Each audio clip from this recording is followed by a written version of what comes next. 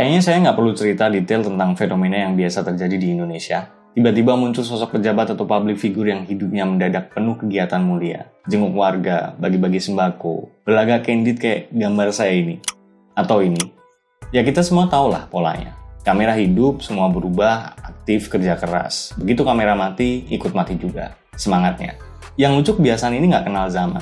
Dari era TV tabung sampai era TikTok, selalu ada aja orang yang pikirannya cuma gimana caranya gue terlihat kayak pahlawan penyelamat bangsa. Minimal di thumbnail. Kalau dipikir-pikir, memang ada daya tarik khusus dari pencitraan, terutama buat yang seneng tampil sebagai pahlawan versi dirinya sendiri. Entah kenapa beberapa orang ingin ngerasa dunia butuh tahu kalau mereka sedang bekerja keras. Padahal kerja nyatanya nggak lebih banyak dari postingan feed-nya. Kenapa ada orang yang segitu rajinnya mempertontonkan kebaikan, yang entah beneran atau cuma sesi foto dadakan? Saya yakin banyak yang sebenarnya penasaran, tapi pura-pura bodo amat, karena mungkin sudah terlalu muak ngelihat drama yang sama berulang-ulang. Pencitraan adalah kemampuan menampilkan diri versi upgrade tanpa harus benar-benar mengupgrade apapun. Ini seni lama yang lebih tua dari media sosial. Cuma sekarang tampilannya HD dan bisa di-repost. Kalau dulu orang pencitraan pakai foto hitam putih, pose tegang, pegang buku tebel biar kelihatan pinter. Sekarang medianya lebih kreatif. Ada slow motion, ada sound dramatis, ada caption panjang yang isinya mirip ceramah motivasi. Padahal intinya cuma pengen bilang, lihat nih, gue orang baik. Pencitraan zaman sekarang hidup dari satu kata, persepsi. Bukan kenyataan, bukan kerja nyata, persepsi. Pokoknya asal terlihat, cukup. Makanya public figure dan pejabat sering kelihatan aktif di layar. Tapi kalau ditanya hasilnya, itu karena pencitraan memang didesain untuk bikin kita mikir, wah iya ya, dia hebat banget. Padahal yang hebat mungkin cuma tim medsosnya. Tapi jujur, sebenarnya pencitraan itu bukan hal yang jahat. Itu cuma ya strategi, versi modern dari makeup sosial. Cuma masalahnya, beberapa orang pakai makeup itu bukan buat rapihin tampilan, tapi buat nutupin seluruh muka, sampai kita lupa yang asli kayak apa.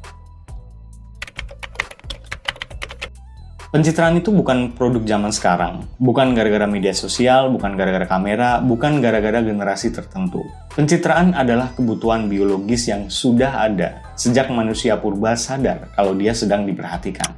Bedanya, kalau dulu mungkin panggungnya cuma sebesar lingkaran api unggun, sekarang panggungnya ukuran global. Lengkap dengan like, komentar, dan tontonan publik yang bisa bikin siapapun tergoda untuk tampil lebih muluk dari kenyataannya. Dari kacamata psikologi, manusia memang punya kebutuhan bawaan untuk mengatur bagaimana dirinya terlihat di mata orang lain. Para psikolog sosial menyebutnya impression management. Kita semua ingin dipandang baik. Bahkan orang yang ngaku gue nggak peduli omongan orang pun biasanya cuma nggak peduli sama komentar yang nggak dia suka. Tapi kalau komentar yang muji ya tetap di-save. Kecenderungan ini makin kuat ketika dunia memaksa kita menjadi aktor.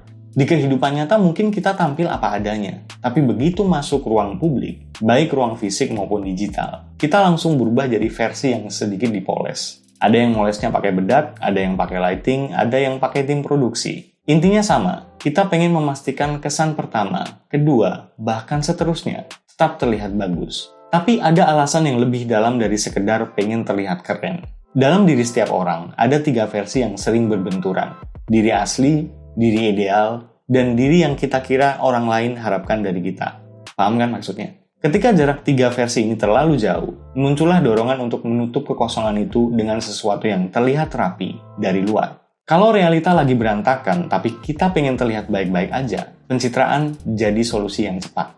Orang nggak perlu tahu kalau hidup kita kacau, cukup tampilkan versi editannya aja. Tapi masalahnya, begitu postingan kita ramai, kita kecanduan dopamin. Kita pengen lebih banyak like, lebih banyak komentar, sanjungan, pengen panggung yang lebih besar. Kalau itu terjadi, maka semakin besar pula dorongan untuk menjaga citra yang sudah terlanjur terbentuk.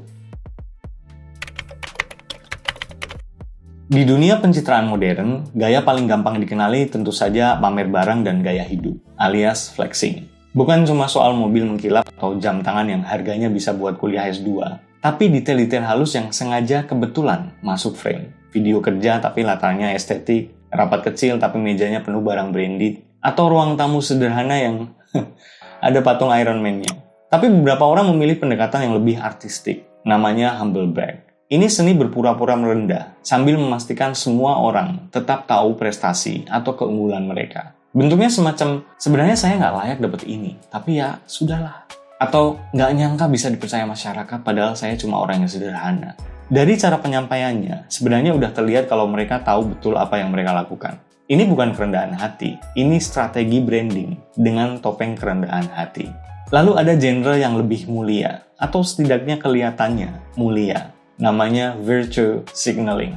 Ini ketika seseorang memamerkan betapa baiknya mereka melalui konten. Bagi-bagi bantuan tapi videografernya 3, ngobrol dengan warga sambil terus ngelirik kamera, kegiatan sosial yang jumlah fotonya lebih banyak daripada jumlah orang yang dibantu. Yang dijual bukan nilai moral, tapi penampilan moral. Ketika pencitraan terang-terangan mulai terlihat norak, beberapa orang memilih versi pamer diem-diem atau silent flex. Ini pamer yang berusaha nggak terlihat pamer, tapi justru terkesan lebih niat karena dibuat sangat halus. Story yang cuma ngeliatin meja makan mewah tanpa ada orangnya, foto gelas kopi mahal pakai caption sederhana, kerja dulu, atau postingan yang cuma nampilin tangan biar cincin, jam, atau baju mahalnya bisa mencolok.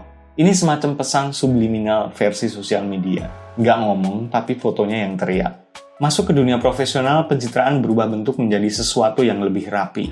Pencitraan profesional. Profil digital yang terlalu sempurna untuk ukuran manusia pada umumnya. Semua prestasi dikumpulkan sampai terlihat kayak museum kesuksesan. Semua kegagalan disapu rapi sampai nggak ada jejak digitalnya. Dan di sini, citra bukan lagi sekedar gaya. Ini investasi reputasi yang dikelola dengan ketelitian. Dan buat mereka yang nggak punya barang mewah atau prestasi panjang, masih ada satu genre yang nggak kalah populer. Pencitraan naratif. Ini adalah seni membungkus cerita biasa menjadi legenda. Dengan sedikit editing, pencahayaan lembut, dan soundtrack dramatis, kemacetan bisa berubah menjadi perjalanan hidup penuh rintangan. Dan aktivitas harian bisa terdengar seperti babak baru dari kisah perjuangan. Narasinya disusun agar menyentuh, bahkan jika faktanya nggak terlalu dramatis. Yang penting cerita itu punya rasa berhasil mengalahkan keadaan. Pada akhirnya semuanya punya tujuan yang sama, membentuk kesan yang menguntungkan. Dan lucunya, kita sebenarnya tahu bahwa itu pencitraan, tapi kita tetap tonton, tetap komentar, dan kadang ikut-ikutan. Mungkin karena pada titik tertentu, pencitraan bukan hanya tontonan, dia sudah menjadi bagian dari budaya. Orang yang hidup dari pencitraan itu sebenarnya nggak hidup. Mereka menjalankan proyek. Mereka harus menjaga versi ideal diri yang sudah terlanjur diumumkan ke publik. Setiap senyum harus terlatih, setiap ucapan harus aman, setiap tempat harus terlihat tepat. Bahkan setiap tangan yang ikut masuk frame harus tampak kayak tangan yang memang pantas berada di sana. Tekanannya besar, komentar negatif jadi ancaman, celah kecil bisa jadi bencana, stres jadi makanan sehari-hari. Kecemasan sosial tumbuh karena mereka harus memikirkan dua hal sekaligus. Siapa diri mereka sebenarnya dan siapa diri mereka di kamera. Lama-lama, batasnya kabur, identitas terbelah, harga diri tergantung jumlah like. Kalau hari ini kurang disorot, besok harus tampil lagi, dan lagi, dan lagi. Ini bukan kebutuhan, ini ketergantungan.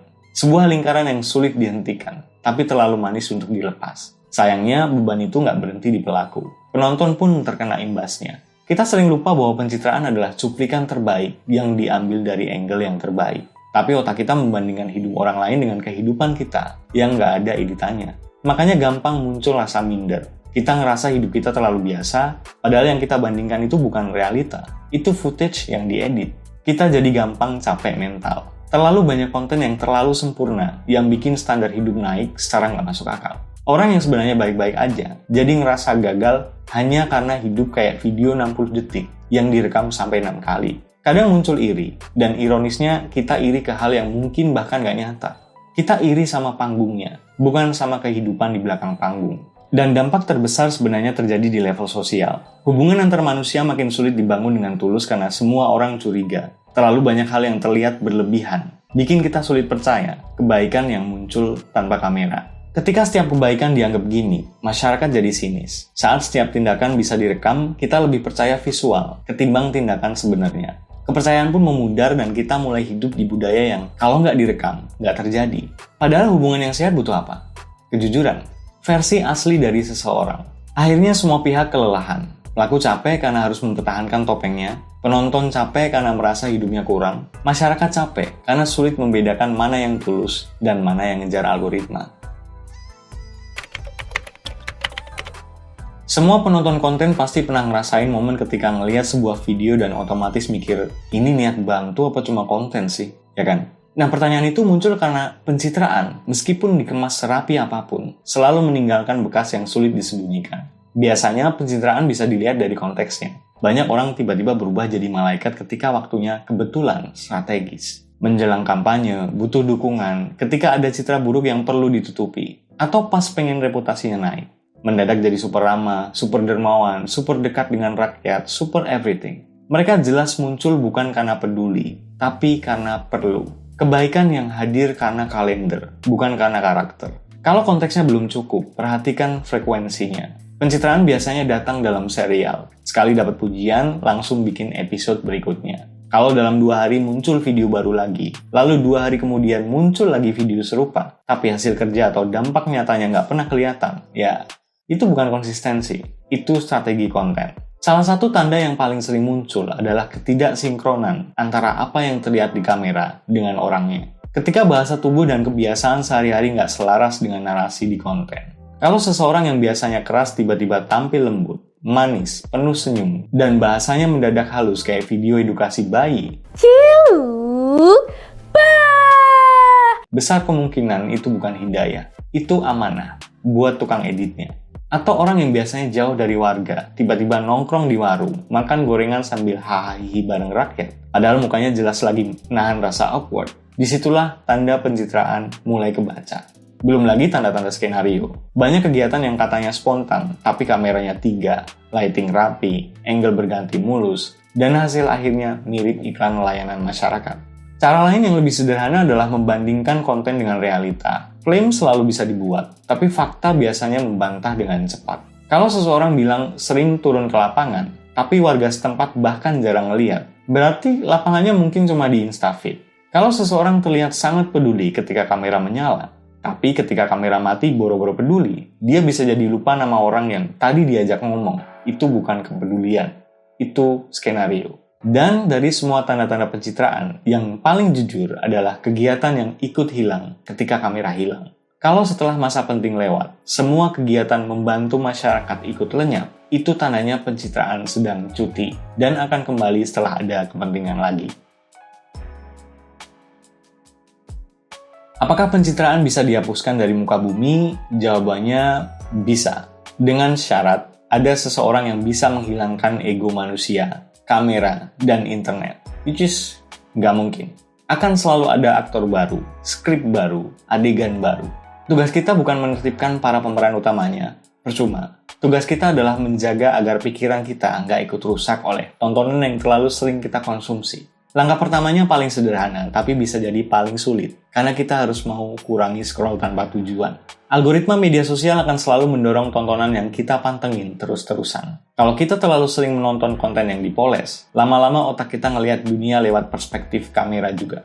Timeline makin tampak palsu, standar makin mengada-ada, dan tiba-tiba hidup kita kerasa kurang menarik, karena nggak kayak yang di FYP. Begitu sensasi itu muncul, itu adalah tanda otak kita butuh jeda. Tutup aplikasi, tarik napas, dan ingat, kalau hidup nyata nggak punya fitur edit. Selain itu, kita perlu juga mengasah filter realita. Bukan bermaksud sinis, tapi biar kita tetap kritis tanpa kehilangan empati. Caranya bukan dengan nuduh semua orang itu acting, tapi sekedar nanya ke diri sendiri. Ini beneran atau cuma konten? Atau ada hasilnya atau cuma seolah-olah aja? Dengan cara itu, kita bisa tetap mengapresiasi hal positif tanpa menelan mentah-mentah narasi yang terlalu rapi untuk dipercaya. Tapi yang lebih penting dari mengamati orang lain adalah menjaga kejujuran diri sendiri. Kita semua punya dorongan untuk terlihat baik, dan itu bukan dosa. Itu naluri sosial. Yang bahaya adalah ketika pencitraan orang lain membuat kita ikut-ikutan memalsukan hidup. Maka dari itu, perlu ada ritual kecil. Postinglah hal-hal yang sederhana tanpa filter. Jujur cerita ke teman tanpa bumbu-bumbu drama. Atau sekedar membiarkan diri tampil apa adanya. Latihan sepele, tapi sangat membantu menjaga kewarasan identitas kita. Dan penting untuk diingat, jangan jadi SJW. Gak ada gunanya keliling internet nyari mana yang tulus, mana yang bohong. Kalau kita terlalu peduli, kita justru terseret ke drama yang bukan urusan kita. Mendingan mikir, ya gue tahu ini pencitraan, but whatever. Yang penting gue gak ikut ketipu. Hemat waktu, hemat energi, hemat emosi, demi kesehatan mentalmu. Lalu belajar menghargai yang asli, bukan yang polesan. Di luar sana, selalu ada figur yang bekerja diem-diem, hasilnya nyata, dan nyaris nggak pernah nongol di kamera. Mereka ini justru tanda-tanda kejujuran yang sebenarnya. Kalau fokus cuma ke yang paling sering tampil, kita akan kehilangan mereka yang benar-benar membuat perubahan. Mengalihkan perhatian kita adalah langkah kecil, tapi pelan-pelan kita bisa menggeser budaya ramai sama dengan baik, menjadi nyata sama dengan berharga. Orang bisa lupa adegan dramatis, tapi mereka akan selalu ingat karakter aslinya. Kalau ingin tampil, tampillah secukupnya. Tapi jangan sampai kamera menutupi sisi manusiawi yang sebenarnya jauh lebih menarik daripada semua efek editing. Pencitraan itu manusiawi. Semua orang pernah melakukannya. Cuma beda versi aja. Ada yang cuma sedikit merapikan diri biar kelihatan pantas. Ada yang bikin hidupnya kayak drama Korea. Ada yang kerja tulus tapi tetap perlu kamera. Ada yang kerja dikit tapi kameranya banyak. Dan kita semua, tanpa sadar, ikut menonton panggung besar ini setiap hari. Kadang ketawa, kadang kesel, kadang iri, kadang nggak peduli. Tapi di balik itu semua, ada pertanyaan yang harusnya kita tanyakan ke diri sendiri. Gue ini hidup versi asli, atau versi yang kelihatan bagus di mata orang? Karena sekarang, kejujuran dan apa adanya, itu jadi sesuatu yang semakin langka. Well, tetap waras di dunia yang penuh drama. Semoga bermanfaat dan see ya.